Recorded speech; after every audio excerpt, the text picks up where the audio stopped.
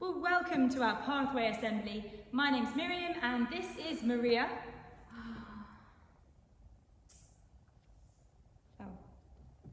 Welcome to our Pathway Assembly. My name's Miriam and this is... No. Right, tell me, what's the matter with you? Nothing. Well, obviously something's the matter. Well, if you must know, I don't want to do this with you today, so I'm running away. Bye. Wait, you're going the wrong way. The assembly's here. Stop. Have you forgotten who's here? You know, all these children watching the assembly. Oh, I forgot. I'm so sorry, children. I'm sorry, Miriam. This is really embarrassing. I didn't want you to see me like this, like a grump. Look, I tell you what. How about I give you a second chance and we start the assembly again? Okay, thank you. I'll just get ready. Okay. Welcome to our Pathway Assembly. It's great to be here. My name's Miriam and this is... Maria. It's nice to see you today, children. Look at you. You're a completely different person now than you were a minute ago. Do you know, that reminds me of a Bible story about someone who was annoyed with God and tried to run away. God gave him a second chance, which shows us just how patient and forgiving God is. Would you like to help me to choose some children to help us tell the story? One of them will need to do some acting, and one of them will need to say something back, and then a couple of us will need to hold up signs as well. So, should we choose some children together? Yeah, we'll have you. Can you come forward as well? Come forward. Excellent. Okay. So while our volunteers are getting ready, you are going to be here, and you're going to hold these signs, and let's practice them now, shall we? So, what's your name?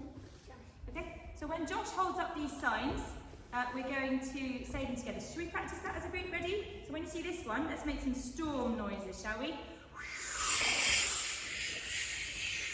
Very good. And then the next one says splash. So after 3, should we try splash? 1, 2, 3. Splash! And the next one is an Should we try that together? And the next one is gulp. After 3, 1, 2, 3. Gulp. And the last one is a ready? Bleh. Lovely. I think we might be ready to go. What do you think? Are we all ready? Brilliant. So you stay there, I'll tell you when I'm meant to, okay? Now, a long time ago, there was a prophet called Jonah. He knew God, he prayed to God, he heard from God, but he wasn't very good at doing what God told him to. He had an enemy that God asked him to forgive. Now, Jonah knew that God was loving and forgiving, but he thought that bad people didn't deserve to be forgiven. This is Jonah. Now, God had a job for Jonah, but Jonah didn't want it. God said, "Go to the city of Nineveh and tell your worst enemies that I love them." But they're bad. God said, "Exactly. They've run far from me, but I can't stop loving them. I'll give them a new start. I'll forgive them." But Jonah said, "No, they don't deserve it." No, they don't deserve it.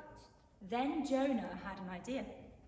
He would run away, far away, so far away that God wouldn't be able to find him. And then he wouldn't have to do what God says. At least that's what he thought. Of course, it wasn't a good plan at all. It was a silly plan because you can't run away from God, can you? But Jonah still went ahead with his not very good plan. He went to the port where the boats were. Which way would he go? He could go to Nineveh or to not Nineveh. Should we do a vote? Who thinks he'd go to Nineveh where God told him to go? Who thinks he'd go to not Nineveh? Yeah. You're right. So Jonah said, "One ticket to not Nineveh, please." One ticket to not Nineveh, please. And he boarded a boat sailing in the very opposite direction of where God had told him to go. Well, it wasn't long before a fierce wind blew. The boat started to rock and everyone started to turn green Let's make some storm noises, shall we?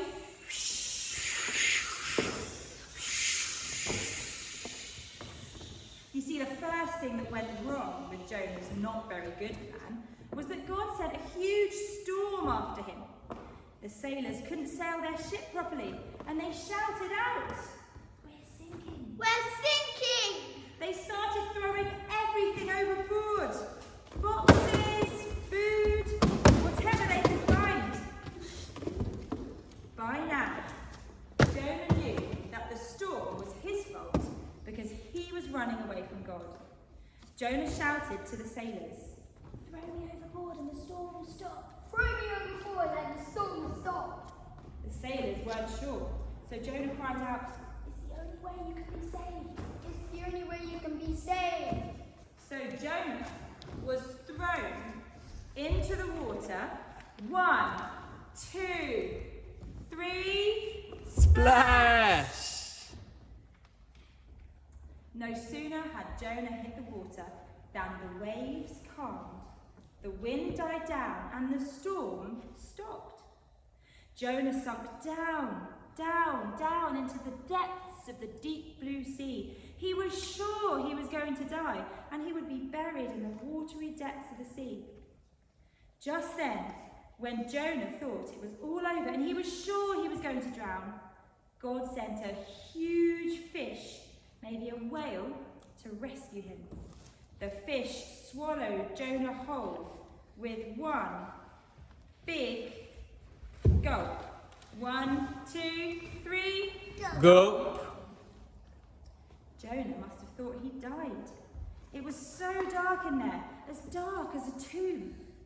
But then he smelled the rotting food and felt the slimy seaweed, and he knew he wasn't dead. He was in the belly of a whale, sitting there in the darkness for 3 whole days. Jonah had plenty of time to think. Pretty soon he realised his plan was, well, a very silly plan. He was sorry for running away. He prayed to God from inside the whale and asked God to forgive him. He said, "God, please forgive me God, please forgive me for running away." for running away. And on the 3rd day, the whale spat Jonah safely onto a sandy beach. 1, 2, 3. Bleh. Just then, Jonah heard someone calling his name.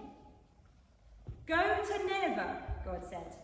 And this time, instead of saying no, Jonah said, Yes. he went straight to Nineveh. You're going to come this way to Nineveh. And he told everyone God's wonderful message. Even when you run far from God, Even when you run far from God, he can't stop loving you. He can't stop loving you. Run to him Run to Him so he can forgive you. so He can forgive you. Well, the people of Nineveh listened to Jonah. And when God saw that they were truly sorry and believed in him, he forgave them. Everyone in Nineveh was so happy. Everyone except Jonah. He felt so silly. Poor Jonah, would he ever learn?